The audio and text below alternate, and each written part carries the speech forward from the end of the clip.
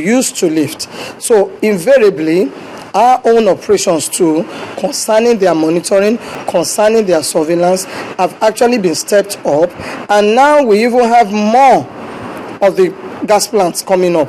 So we cannot afford not to step up all our regulations concerning it, and we are indeed efficiently following it up. Now, can you imagine how much 1 billion naira can do for a business or a country's economy? And that's the amounts that's worth of substandard goods impounded over the week.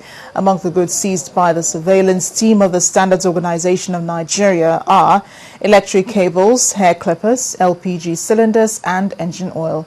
After failing conformity tests, the products have been declared unsafe and dangerous for use. The SON head of monitoring, Mr. Bede Obayi, says that the agency has since existed in the ports and there is still no hiding place for importers who continue to engage in this illicit business. By the time you use it once.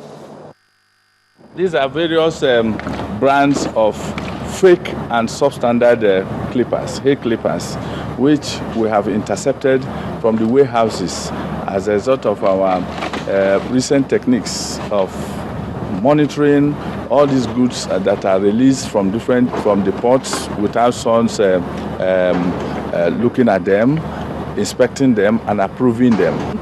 See, this is saying that it's SON approved when this man did not in any way pass through SON's procedures. And he's telling people, because there is, in fact, the one funny thing about this is that there is a local manufacturer here that is assembling this gematic brand of products, which SON knows. But these our people have gone to China to bring in these fake ones. This is a bomb. If it is not properly monitored, the way it comes into this country, if it is not properly monitored, properly tested according to SON's procedures, then this can clear a whole house. There is nothing to show the quality characteristics of this. Even the marking, there is nothing to show the date it was made. There is nothing to show how, even the volume, the necessary marking details. Even the importer of this is on the run. That shows you that he knows that what he has imported is substandard. SON has said that there is no hiding place for anybody. Whether you pass through the ports, we must pick it up at the warehouse. And when we pick it up at the warehouse, this is what we are going to show. That we are going to cut them, we are going to burn the ones that we want to burn. These ones we cut them so to make them useless. Barely weeks after the conclusion of a public hearing for the Petroleum Industry Bill, the House Committee on Downstream is visiting oil facilities in Abia State. Now, for a country that loses a minimum of 400,000 barrels to crude oil thefts, the committee is in the state to seek ways of collaborating to stem the tide. Away from the visit to the newly revamped Osisioma Petroleum Products Depot in the state, the House Committee members on Downstream, dignitaries and the governor gather in this hall to chart a way forward. There was a time that depot was moribund, but you and I corporately fought and the depot came to life. Before when it closed down, that was one of the causes of kidnapping. Because those who were there finding means of livelihood didn't know what to do again. They had to start kidnapping human beings in order to make money. As he takes his turn, the committee chairman underscores the need to preserve our resource. A lot has happened in our country.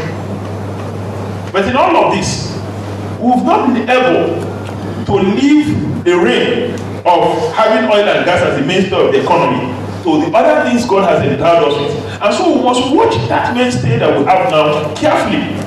We must be very diligent in managing it. And it is our responsibility to ensure that those who manage the oil and gas resources do it in the best interest of all our people, including Abians. We have put in place a machinery of dealing with these boys who break our pipes.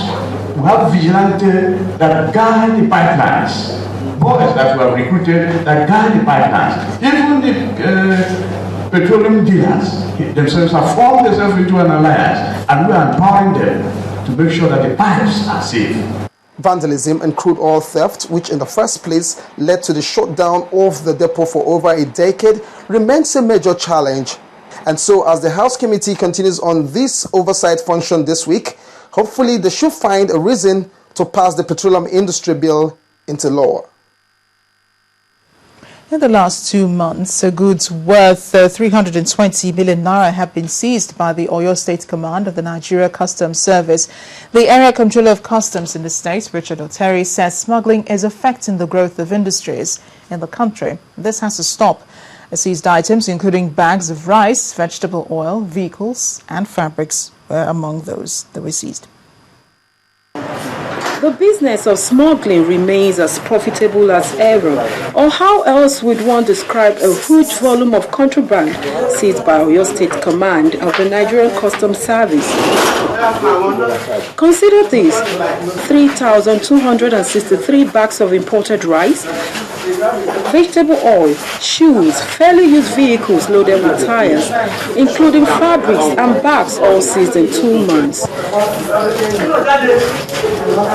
The vehicle you are seeing here, we arrested around this Isenyi area, and it's laden with 410 bags of rice that were being smuggled into the country. The other vehicle we'll see at the back now, when it was arrested and brought to the station and counted, we found 213 bales of African prints. In each bale you have 600 yards of it. African print, as you're aware, is prohibited. Some of the suspects arrested claim to be ignorant of the crime. They insist the goods were already loaded before they arrived at the scene. The increasing rate of smuggling is also coming at a cost. My advice to them is that they should quit the business because it's doing the economy no good. By extension, they too are affected because they have relations that will be suffering from one problem or the other. So the best attitude is for them to quit it and find legitimate business. We have a lot of them. Investigation is ongoing to unmask those behind the smuggling ring, just as border communities have been advised to give information of any illegal activity going on in their communities. And now to the arts. 7 years after his last show, Raul da Silva returns to the scene to exhibit new body of works. In a World's Outer Space is an exhibition of his latest paintings and drawing, which is a blend of busy lines, texture and sublime imagery. On Art Review tonight, we take a look at the Raul exhibition, which is laced with a tent of performances.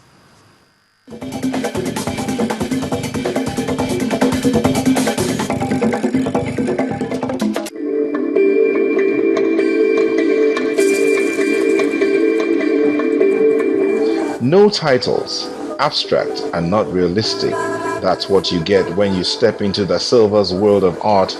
So once again, the With Baker, a hotel in Lagos, comes alive to embrace these unusual strokes and encourages the art lover to put his thinking cap on. I think in my eyes, the way I work, and especially in abstract works, I think it almost defeats the purpose. I mean, it depends on the artist, every individual artist. But for me, it almost defeats the purpose trying to give it a title. I mean, I do have works where I give title, but the title almost has to come from the work itself. I don't go searching for a title.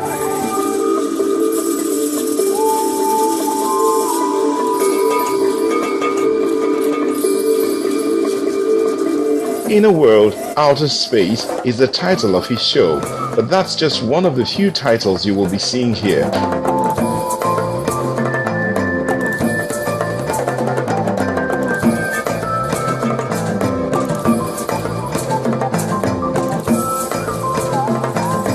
The idea behind Inner World's Outer Space is based on